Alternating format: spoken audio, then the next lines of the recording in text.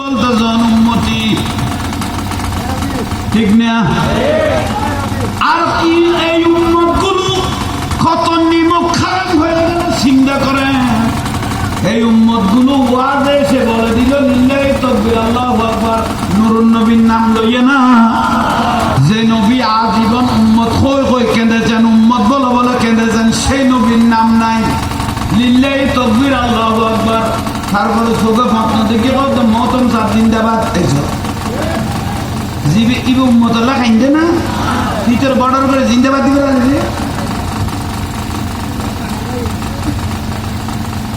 আজীবন যিনি জীবনের শুরু থেকে শেষ পর্যন্ত মালাকুল মউত আজরাইল যেদিন আছে সেদিন বলতে যে মাল্লি উম্মতি মিন বাদি, ও আজরাইল তুমি যে চলে এসেছো, আমি যাওয়ার পরে আমার উম্মতের কি উপায় হবে আগে সেটা বলো।